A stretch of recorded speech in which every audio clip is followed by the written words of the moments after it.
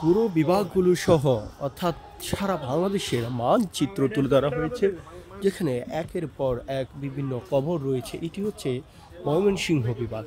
এরপর আপনারা দেখছেন যে শহীদের লাশ, আন্দোলন, সে সময়কার বিভিন্ন বিশ্ববিদ্যালয় সহ বিভিন্ন স্থানে শিক্ষার্থীদের আন্দোলনের চিত্রকে এখানে তুলে ধরা হয়েছে। এটি হচ্ছে রংপুর, সেই শহীদ আবু সাঈদের যেই রংপুর, সে রংপুরের দৃশ্য এখানে তুলে ধরা হয়েছে। আপনারা জানেন যে আবু সাঈদ জুলাই গণ অভ্যুত্থানের প্রথম শহীদ, যে দুহাত প্রসারিত করে দিয়ে মৃত্যুকে আলিঙ্গন করেছিল। আর যার মৃত্যুর পরে অর্থাৎ আবু সাঈদের এই প্রসারিত হাত ধরেই কিন্তু বাঙালির মুক্তি এসেছে 2024 সালের গণ অভ্যুত্থানে। এক অসাধারণ এবং নৈপুণ্যের ঘেরা এই শহীদদের তালিকা দিয়ে এইটি সাজানো, এটি একরকম প্রশংসা পাওয়ার যোগ্য বলা যায়। এটি হচ্ছে রাজশাহী জেলা, রাজশাহী বিভাগ, অর্থাৎ এখানে বিভাগগুলোর নাম দেওয়া হয়েছে। আপনারা দেখছেন গুলি, ইট পাটকেল প্রতিহত করছে আন্দোলনরত শিক্ষার্থীরা। পুরো শহীদ, বিভিন্ন বিভাগের শহীদদের নামগুলি সেখানে সাটিয়ে দেওয়া হয়েছে, যেখানে মূলত যেই বিভাগে যে শহীদরা রয়েছেন। দর্শক, আমরা পুরো ঘটনায় আপনাদেরকে দেখাচ্ছি ঘুরে ঘুরে, অর্থাৎ বিভিন্ন স্থানে শহীদদের যেভাবে তুলে ধরা হয়েছে, বিভিন্ন জেলার শহীদদের বিভিন্ন বিভাগকে যেভাবে উপস্থাপন করা হয়েছে, এইটি সত্যি প্রশংসা পাওয়ার যোগ্য।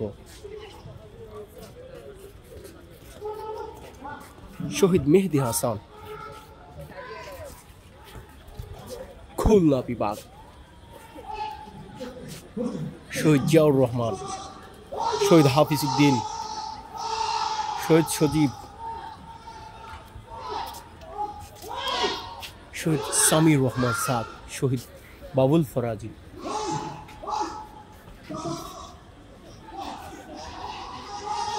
আপনারা দেখছেন যে পুরো বাংলাদেশের চিত্র এবং গণ অভ্যুত্থানের শহীদ যারা রয়েছে, এটি বরিশাল, সেই চিত্র কিন্তু এখানে তুলে ধরা হয়েছে।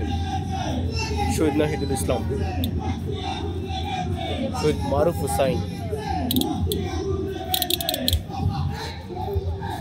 সারা দেশের শহীদদের যে চিত্র অনেক সুন্দরভাবেই কিন্তু এখানে ফুটিয়ে তোলা হয়েছে। প্রিয় দর্শক, আমরা যেখান থেকেই শুরু করেছিলাম আবার সেখানে ফিরে যাচ্ছি। তবে এর মধ্যে শত শত শহীদের নাম, তালিকা এবং তাদের ছবি আমরা আপনাদের দেখানোর চেষ্টা করেছি।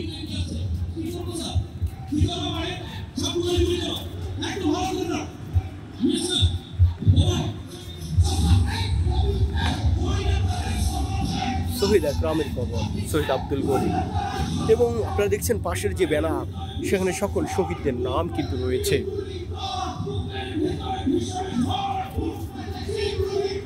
এইটি হলো সেই পুরো দৃশ্য।